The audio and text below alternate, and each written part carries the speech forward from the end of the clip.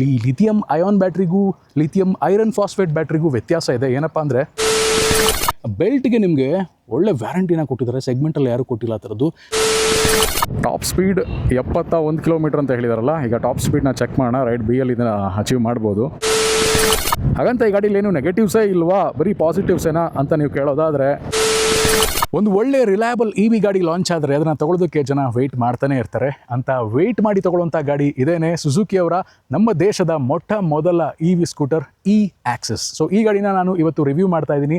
So ಈ ಗಾಡಿನಲ್ಲಿರುವಂಥ ವಿಶೇಷತೆ ಏನು, ರೇಂಜ್ ಏನು ಕೊಡುತ್ತೆ, ಪ್ರೈಸ್ ಎಷ್ಟು, ಫೀಚರ್ಸ್ ಏನು, ಓಡಿಸೋದಕ್ಕೆ ಯಾವ ಥರ ಇದೆ, ಕಂಪ್ಲೀಟ್ ಡೀಟೇಲ್ಸ್ನ ನಾನು ನಿಮಗೆ ಕೊಡ್ತಾ ಇದ್ದೀನಿ. ಸೊ ಅದಕ್ಕಿಂತ ಮುಂಚೆ ಈ ಗಾಡಿನ ನನಗೆ ಪ್ರೊವೈಡ್ ಮಾಡಿದಂಥ ನಮ್ಮ ಮೈಸೂರಿನ ಫೀನಿಕ್ಸ್ ಸುಜುಕಿ ಅವರಿಗೆ ಥ್ಯಾಂಕ್ಸ್ ಹೇಳ್ತಾ ಈ ರಿವ್ಯೂನ ನಾನು ಶುರು ಮಾಡ್ತಾ ಇದ್ದೀನಿ. ನೀವೇನಾದರೂ E-Axis ಗಾಡಿನ ಟೆಸ್ಟ್ ರೈಡ್ ಮಾಡಬೇಕು ಅಥವಾ ಯಾವುದೇ ಸುಜುಕಿ ಟೂ ವೀಲರ್ನ ಟೆಸ್ಟ್ ರೈಡ್ ಮಾಡಬೇಕು, ಬುಕಿಂಗ್ ಮಾಡಬೇಕು ಅಂತ ಯೋಚನೆ ಮಾಡ್ತಿದ್ರೆ ಸ್ಕ್ರೀನ್ ಮೇಲೆ ಕಾಣ್ತಿರುವಂಥ ಫೀನಿಕ್ಸ್ ಸುಜುಕಿ ಬ್ರಾಂಚಸ್ಗೆ ವಿಸಿಟ್ ಮಾಡಿ ಈ ಗಾಡಿನ ಟೆಸ್ಟ್ ರೈಡ್ ಮಾಡಿ ಅಂತ ಹೇಳ್ತಾ ರಿವ್ಯೂನ ಶುರು ಮಾಡ್ತಾ ಇದ್ದೀನಿ. ಬಟ್ ಯಾರೆಲ್ಲ ಇನ್ನೂ ನನ್ನ ಚಾನಲ್ನ ಸಬ್ಸ್ಕ್ರೈಬ್ ಮಾಡ್ಕೊಂಡಿಲ್ಲ, ಆದಷ್ಟು ಬೇಗ ಮೋಟೋಟೆಕ್ ಕನ್ನಡ ಯೂಟ್ಯೂಬ್ ಚಾನಲ್ನ ಸಬ್ಸ್ಕ್ರೈಬ್ ಮಾಡ್ಕೊಳ್ಳಿ. ಹಾಗೆ ಇನ್ಸ್ಟಾಗ್ರಾಮ್ನಲ್ಲೂ ಕೂಡ ಇದೀನಿ, ಅಲ್ಲೂ ಫಾಲೋ ಮಾಡಿ. ಈ ಥರದ 2 ವೀಲರ್ 4 ವೀಲರ್ ಆಟೋಮೊಬೈಲ್ ರಿವ್ಯೂಸ್ನ ಕನ್ನಡದಲ್ಲಿ 4K ಕ್ವಾಲಿಟಿನಲ್ಲಿ ನಿಮಗೆ ತಲುಪಿಸುವಂಥ ಪ್ರಯತ್ನ ಮಾಡ್ತಾ ಇದ್ದೀನಿ. ಸೊ ನಿಮ್ಮ ಸಬ್ಸ್ಕ್ರಿಪ್ಷನ್ ನಮಗೆ ಸಪೋರ್ಟ್ನ ಕೊಡುತ್ತೆ. Keep supporting. ಬನ್ನಿ ಶುರು ಮಾಡೋಣ ಸುಜುಕಿ E-Axis ರಿವ್ಯೂ. ಮೋಟೋಟೆಕ್ ಕನ್ನಡ. ಸ್ನೇಹಿತರೆ, ಇದೇ ಹೊಸದಾಗಿ ಲಾಂಚ್ ಆಗಿರುವಂಥ ಸುಜುಕಿ ಅವರ E-Axis. ಈ ಒಂದು ಗಾಡಿ 2025 ಭಾರತ್ ಮೊಬಿಲಿಟಿ ಎಕ್ಸ್ಪೋನಲ್ಲಿ ಅನ್ವೀಲ್ ಆಯಿತು. ಬಟ್ ಲಾಂಚ್ ಆಗಿದ್ದು 2026 ಜಾನ್ವರಿನಲ್ಲಿ. ಯಾಕಪ್ಪ ಅಷ್ಟು ಟೈಮ್ ತೊಗೊಂಡ್ರು ಅಂದರೆ, ಈ ಗಾಡಿನ ಸುಜುಕಿ ಅವರು ತುಂಬ R&D ಮಾಡಿದ್ದಾರೆ, ಅಂದರೆ ರಿಸರ್ಚ್ ಆ್ಯಂಡ್ ಡೆವಲಪ್ಮೆಂಟ್ ಮಾಡಿದ್ದಾರೆ. ಒನ್ಸ್ ಗಾಡಿ ಲಾಂಚ್ ಆಗಿ ಆಮೇಲೆ ಪ್ರಾಬ್ಲಮ್ ಆಗೋದಕ್ಕಿಂತ ಈ ಗಾಡಿನ ತುಂಬ ಟ್ರೈಡ್ ಆ್ಯಂಡ್ ಟೆಸ್ಟೆಡ್ ಮಾಡಿ, ಬ್ಯಾಟ್ರಿ ಆಗಿರ್ಬೋದು, ಕಂಪ್ಲೀಟ್ ವೆಹಿಕಲ್ ಆಗಿರ್ಬೋದು, ಬೇರೆ ಬೇರೆ ರೀತಿ ಹಾರ್ಡ್ ಟೆಸ್ಟ್ಗಳನ್ನು ಮಾಡಿ ಇಂಡಿಯನ್ ಕಂಡೀಷನ್ಸ್ಗೆ ಒಗ್ಗುತ್ತಾ ಅಂತ ನೋಡಿ ಇದನ್ನು ಮಾರ್ಕೆಟಿಗೆ ಬಿಟ್ಟಿದ್ದಾರೆ. ಸೊ ಈಗ ನೀವು ಈ ಗಾಡಿನ ತೊಗೊಳ್ತೀರಾ ಅಂದರೆ ನಿಶ್ಚಿಂತೆಯಿಂದ ತಗೋಬೋದು. ಬಿಕಾಸ್ ಎಲ್ಲ ರೀತಿ ಟೆಸ್ಟ್ನು ಸುಜುಕಿ ಅವರೇ ಮಾಡಿ ಕಸ್ಟಮರ್ಗೆ ಒಂದು ಪ್ರಾಮಿಸಿಂಗ್ ವೆಹಿಕಲ್ನ ಕೊಡೋಣ ಅಂತ ಈ ಗಾಡಿನ ಬಿಟ್ಟಿದ್ದಾರೆ. ಇದಕ್ಕೂ ಆಕ್ಸೆಸ್ಗೂ ನೇರ ಸಂಬಂಧ ಏನಿಲ್ಲ. ಆಕ್ಸೆಸ್ ಅನ್ನೋ ಹೆಸರು ನಮ್ಮ ಇಂಡಿಯಾದಲ್ಲಿ ಸುಜುಕಿ ಅವರಿಗೆ ಒಂದು ಒಳ್ಳೆಯ ಸೆಲ್ಲಿಂಗ್ ವೆಹಿಕಲ್ ಆಗಿದೆ, ಅದಕ್ಕೋಸ್ಕರ ಅದೇ ಹೆಸರನ್ನ ಇದಕ್ಕೂ ಇಟ್ಟಿದ್ದಾರೆ ಅಂದರೆ ತಪ್ಪಾಗೋದಿಲ್ಲ ನನ್ನ ಪ್ರಕಾರ. ಬಟ್ ಈ ಗಾಡಿನಲ್ಲಿ ಏನೇನು ವಿಶೇಷತೆ ಇದೆ ನೋಡ್ಬೋಣ ಒನ್ ಬೈ ಒನ್.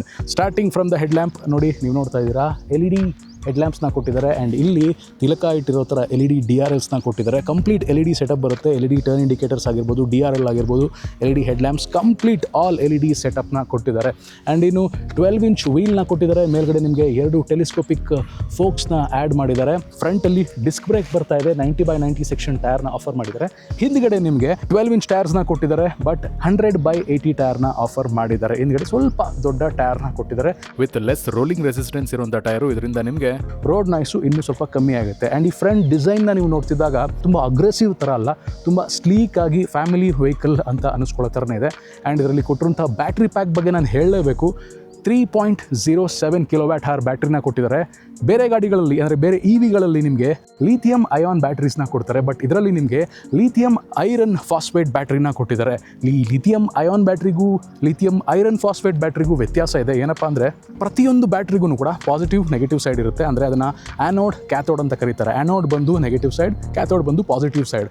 ಈ ಲಿಥಿಯಂ ಅಯಾನ್ ಬ್ಯಾಟ್ರಿಗಳಲ್ಲಿ NMC ಬ್ಯಾಟ್ರಿ ಅಂತ ಕೂಡ ಕರೀತಾರೆ. ಅದನ್ನು ನಿಕ್ಕಲ್, ಮ್ಯಾಂಗನೀಸ್ ಅಥವಾ ಕೊಬಾಲ್ಟ್ನ ಯೂಸ್ ಮಾಡಿ ಅದರ ಕ್ಯಾಥೋಡ್ನ ಮಾಡಿರ್ತಾರೆ. ಬಟ್ ಈ ಲಿಥಿಯಂ ಐರನ್ ಫಾಸ್ಫೇಟ್ ಬ್ಯಾಟ್ರಿನಲ್ಲಿ ಐರನ್ ಫಾಸ್ಫೇಟ್ನ ಕ್ಯಾಥೋಡ್ ಆಗಿ ಯೂಸ್ ಮಾಡಿರ್ತಾರೆ. ಸೊ ಇದರಿಂದ ಬೆನಿಫಿಟ್ ಏನಪ್ಪ ಅಂದರೆ, ಈ ಲಿಥಿಯಂ ಐರನ್ ಫಾಸ್ಫೇಟ್ ಬ್ಯಾಟ್ರಿಗಳಲ್ಲಿ ಹೈಯರ್ ಥರ್ಮಲ್ ಸ್ಟೆಬಿಲಿಟಿ ಇರುತ್ತೆ. ಥರ್ಮಲ್ ಸ್ಟೆಬಿಲಿಟಿ ಅಂದರೆ ಬಿಸಿಲಲ್ಲಿ ನಿಲ್ಲಿಸಿರ್ತೀರಾ ಅಥವಾ ಬಿಸಿಲು ಕಂಡೀಷನ್ಸಲ್ಲಿ ಗಾಡಿನ ಓಡಿಸ್ತೀರಾ ಅಂದಾಗ ನಿಮಗೆ ಹೈ ಟೆಂಪರೇಚರಲ್ಲೂ ಕೂಡ ಬ್ಯಾಟ್ರಿ ಎಫಿಷಿಯೆಂಟಾಗಿ ವರ್ಕ್ ಆಗುತ್ತೆ. ಮತ್ತು ಫ್ರೀಕ್ವೆಂಟಾಗಿ ನೀವು ಫಾಸ್ಟ್ ಚಾರ್ಜಿಂಗ್ ಮಾಡ್ತೀರಾ ಅಂದರೂ ಕೂಡ ಗಾಡಿ ಬ್ಯಾಟ್ರಿ ಹೀಟ್ ಆಗೋದಿಲ್ಲ, ಅದಕ್ಕೆ ಸಪೋರ್ಟ್ ಮಾಡುತ್ತೆ. ಆ್ಯಂಡ್ ರಫ್ ಯೂಸ್ ಮಾಡ್ಬೋದು. ಆ್ಯಂಡ್ ಬ್ಯಾಟ್ರಿ ಲಾಂಗ್ ಲೈಫ್ ಬರುತ್ತೆ, ಜಾಸ್ತಿ ಚಾರ್ಜಿಂಗ್ ಸೈಕಲ್ಸ್ನ ನಿಮಗೆ ಆಫರ್ ಮಾಡುತ್ತೆ ನಾರ್ಮಲ್ ಲಿಥಿಯಂ ಅಯಾನ್ ಬ್ಯಾಟ್ರಿಗೆ ಕಂಪೇರ್ ಮಾಡಿದ್ರೆ. ಸೊ ಇದು ಪ್ರೊಡಕ್ಷನ್ ವೈಸು ನಿಮಗೆ ಕಮ್ಮಿ ಬೀಳುತ್ತೆ compare to lithium ion battery.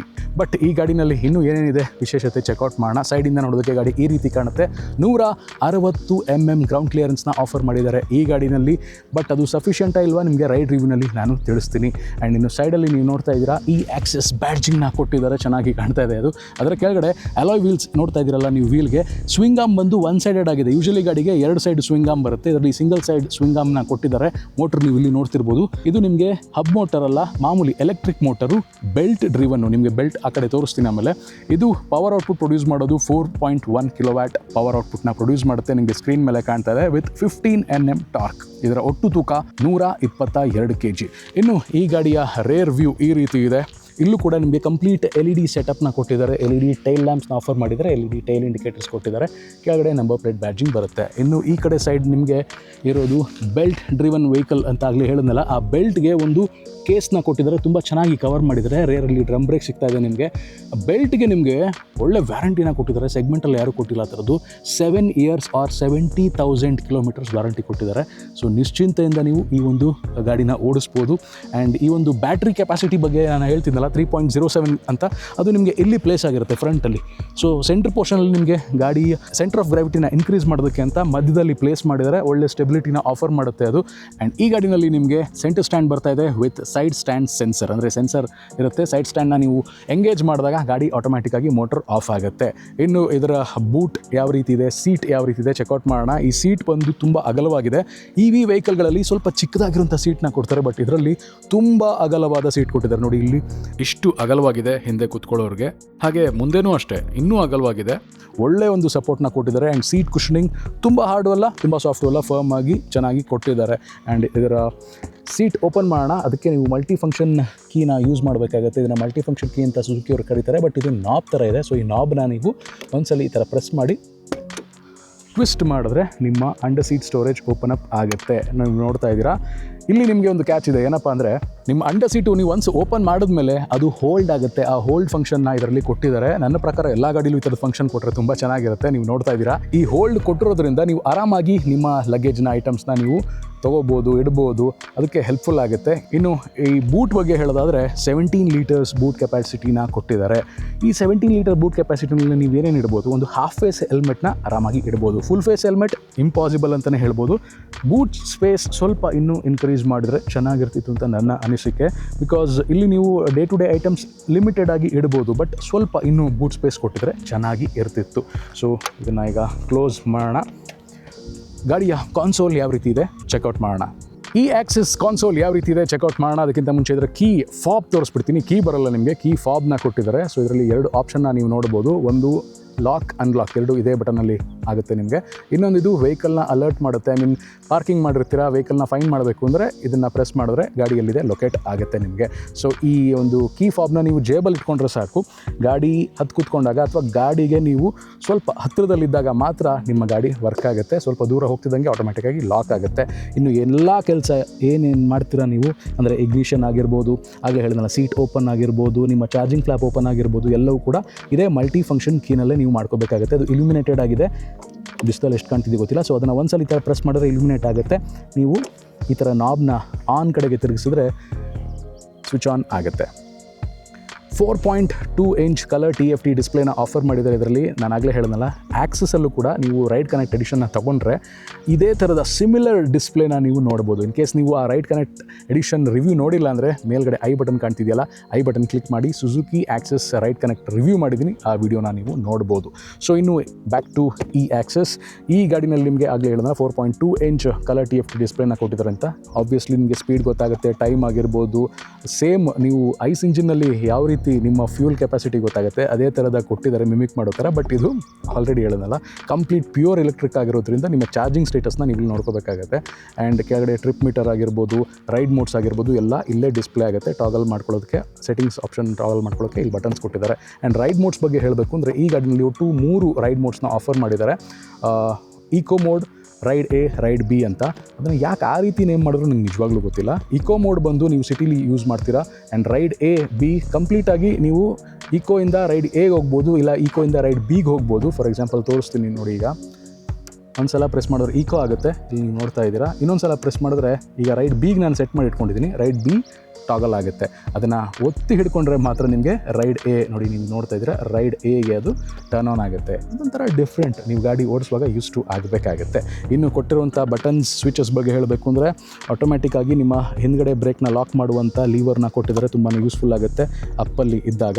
And ಇನ್ನು high beam, low beam adjustment switch with pass switch integrated ಆಗಿ ಕೊಟ್ಟಿದ್ದಾರೆ. ಇಂಡಿಕೇಟರ್ ಸ್ವಿಚ್ ಕೆಳಗಡೆ ಆನ್ ಕೊಟ್ಟಿದ್ದಾರೆ. ಇನ್ನು ಈ ಕಡೆ ಬಂದರೆ ಮೋಟ್ರ್ ಕಿಲ್ ಸ್ವಿಚ್ನ ಕೊಟ್ಟಿದ್ದಾರೆ. ಇದನ್ನು ಪ್ರೆಸ್ ಮಾಡಿದ್ರೆ ಮೋಟ್ರ್ ಆಫ್ ಆಗುತ್ತೆ. ಇದನ್ನು ಪ್ರೆಸ್ ಮಾಡಿ ಹಿಡ್ಕೊಂಡ್ರೆ ಮೋಟ್ರ್ ರೆಡಿ ಟು ರನ್ ಆಗುತ್ತೆ. ಬ್ರೇಕ್ ಹಿಡ್ಕೊಂಡು ಪ್ರೆಸ್ ಮಾಡಬೇಕು. ಆ್ಯಂಡ್ ಹಾಗೆಯೇ ಬ್ರೇಕ್ ಹಿಡ್ಕೊಂಡು ನೀವು ಈ ಒಂದು ಬಟನ್ನ ಪ್ರೆಸ್ ಮಾಡ್ತೀರಾ ಅಂದರೆ ನಿಮ್ಮ ಗಾಡಿ ರಿವರ್ಸ್ ಹೋಗುತ್ತೆ. ತೋರಿಸ್ಬಿಡ್ತೀನಿ. ಓಕೆ, ಸೆಂಟ್ರ್ ಸ್ಟ್ಯಾಂಡ್ ತೆಗೆದು ಈಗ ಈ ಗಾಡಿಯ ಓಕೆ ಬ್ಲಿಂಕ್ ಆಗ್ತಿದೆ ನೋಡಿ, ಗೊತ್ತಾಗ್ತಿದೆಯಾ? ಸೊ ಇದನ್ನು ಈಗ ನೀವು ಆಪೋಸಿಟ್ ಡೈರೆಕ್ಷನಲ್ಲಿ ಟ್ವಿಸ್ಟ್ ಮಾಡಬೇಕು. ಸೊ ಈ ಥರ ಟ್ವಿಸ್ಟ್ ಮಾಡಿದ್ರೆ ನಿಮಗೆ ಗಾಡಿ ರಿವರ್ಸ್ ಹೋಗುತ್ತೆ ಒಂದು 2 to 3 ಕಿಲೋಮೀಟರ್ ಸ್ಪೀಡಲ್ಲಿ. ಬೇಡ ಅಂದರೆ ಮತ್ತೆ ಇದನ್ನು ನೀವು ಪ್ರೆಸ್ ಮಾಡಬೇಕಾಗತ್ತೆ, ಬ್ರೇಕ್ ಹಿಡ್ಕೋಬೇಕಾಗತ್ತೆ. ಒಂದು ಕೈಯಲ್ಲಿ ಕ್ಯಾಮ್ರಾ ಹಿಡ್ತೀನಿಲ್ಲ ಹಾಗಾಗಿ.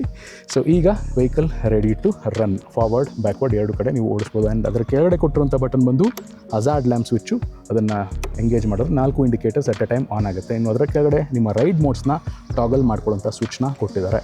ಇನ್ನು ವಿಚಾರ ಇನ್ನೂ ಇದೆ, ಬಾಕಿ ಇದೆ. ಕೆಳಗಡೆ ಕೊಟ್ಟಿರೋದು ನಿಮ್ಮ ಚಾರ್ಜಿಂಗ್ ಫ್ಲ್ಯಾಪ್. ಆಗಲಿಂದ ಅದ್ರ ಬಗ್ಗೆ ಹೇಳ್ತಿದ್ದೆ ಬಟ್ ಡೀಟೇಲಾಗಿ ತಿಳಿಸ್ತಿಲ್ಲ. ಇದನ್ನು ನೀವು ಪುಷ್ ಮಾಡಿ ಈ ಥರ ಟ್ವಿಸ್ಟ್ ಮಾಡಿದ್ರೆ ಫ್ಲ್ಯಾಪ್ ಓಪನ್ ಅಪ್ ಆಗುತ್ತೆ. ಆ್ಯಂಡ್ ಇಲ್ಲೇ ನಿಮ್ಮ ಚಾರ್ಜಿಂಗ್ ಸಾಕೆಟ್ನ ಕೊಟ್ಟಿದ್ದಾರೆ. ಈ ಚಾರ್ಜಿಂಗ್ ಸಾಕೆಟ್ ಬಗ್ಗೆ ಹೇಳಬೇಕು ಅಂದರೆ ನಿಮ್ಮ ಗಾಡಿಗೆ ಸ್ಟ್ಯಾಂಡರ್ಡ್ ಆಗಿ ಪೋರ್ಟಬಲ್ ಚಾರ್ಜರ್ನ ವೆಹಿಕಲ್ ಜೊತೆ ಕೊಡ್ತಾರೆ.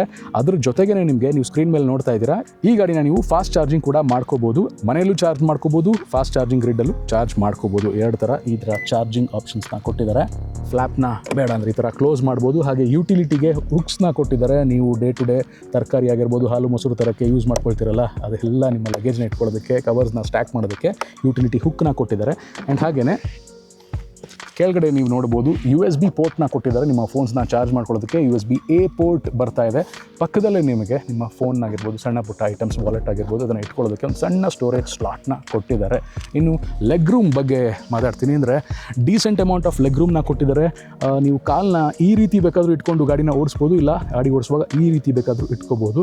ತುಂಬಾ ಕನ್ವೀನಿಯೆಂಟ್ ಆಗಿರುತ್ತೆ ಅದು ಓಡಿಸುವಾಗ.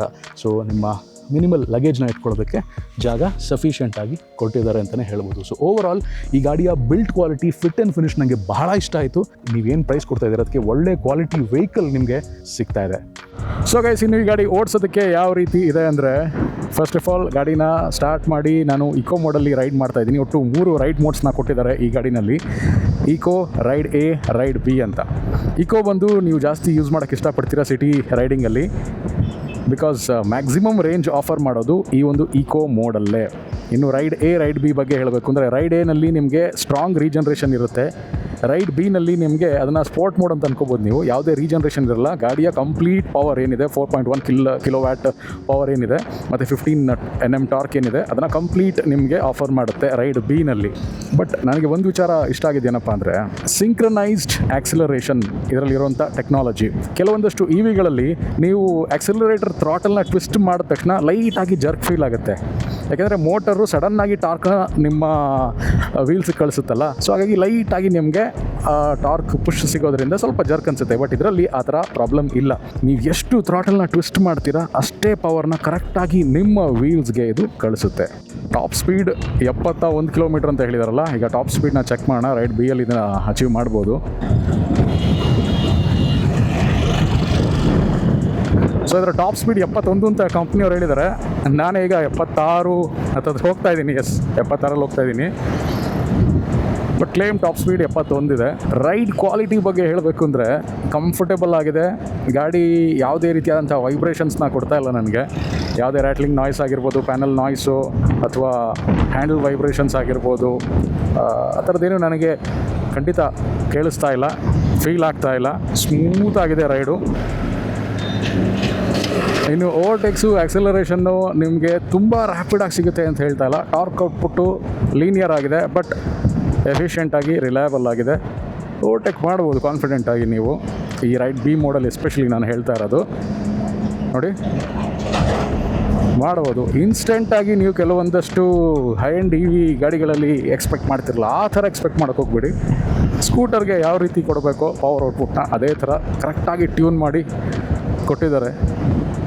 ಆ್ಯಂಡ್ ಬ್ರೇಕಿಂಗ್ ರೆಸ್ಪಾನ್ಸ್ ಅದು ಕೂಡ ತುಂಬ ಚೆನ್ನಾಗಿದೆ. ಫ್ರಂಟ್ ಡಿಸ್ಕು ಶಾರ್ಪ್ ಆಗಿದೆ. ರೇರ್ ಡ್ರಮ್ ಕೂಡ ಚೆನ್ನಾಗಿ ಕೆಲಸ ಮಾಡ್ತಾ ಇದೆ. Breaking good. ಇನ್ನು ಈ ಗಾಡಿನ ಸಿಟಿ ಲಿಮಿಟ್ಸಲ್ಲಿ ನೀವು ಓಡಿಸುವಾಗ ಒಂದು ವಿಚಾರ ನಿಮ್ಗೇನು ಅನಿಸುತ್ತೆ ಅಂದರೆ, ಗಾಡಿ ವೆರಿ ಲೈಟ್ ವೆಯ್ಟ್ ಆಗಿದೆ. 122 kg ಮಾತ್ರ. ಎಸ್ಪೆಷಲಿ ಲೇಡೀಸ್ ಯಾರಾದರೂ ಈ ಗಾಡಿನ ತೊಗೋಬೇಕು ಅಂತಿದ್ರೆ ನಿಜವಾಗ್ಲೂ ಅವ್ರಿಗೆ ಇಷ್ಟ ಆಗುತ್ತೆ. ಹ್ಯಾಂಡಲ್ ಮಾಡೋಕ್ಕೆ ತುಂಬ ಚೆನ್ನಾಗಿದೆ. ಎಸ್ಪೆಷಲಿ ಟ್ರಾಫಿಕಲ್ಲಿ ಓಡಿಸ್ತೀರಾ ಅಂದಾಗ ತುಂಬ ಈ ಥರದ ವೆರಿ ಈಸಿ ಟು ಹ್ಯಾಂಡಲ್ ಗಾಡಿಗಳು ಖುಷಿ ಕೊಡ್ತವೆ.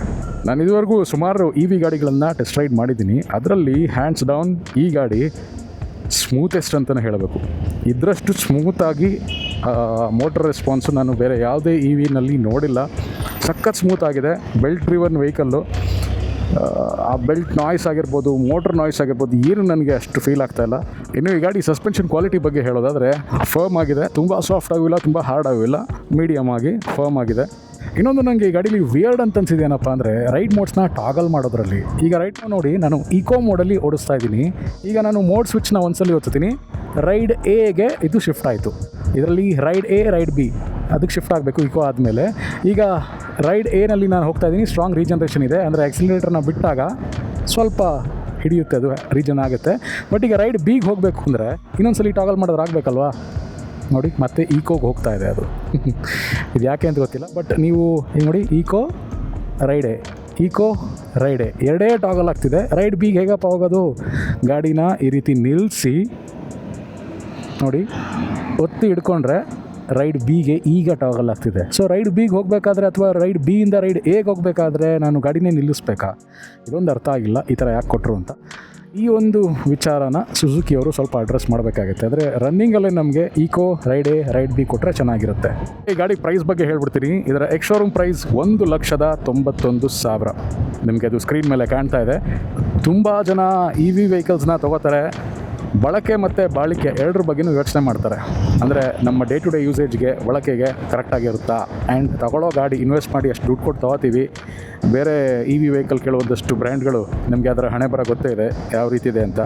ಆ ಥರ ಏನಾದರೂ ಇದು ಆಗುತ್ತಾ, ಶೋರೂಮಲ್ಲೇ ಉಳಿಯುತ್ತಾ ಅಂತ. ಸುಜುಕಿ ವಿಚಾರಕ್ಕೆ ಬಂದರೆ ಇದು ತುಂಬ R&D ಮಾಡಿರುವಂಥ ಗಾಡಿ. R&D ಅಂದರೆ ರಿಸರ್ಚ್ ಆ್ಯಂಡ್ ಡೆವಲಪ್ಮೆಂಟು.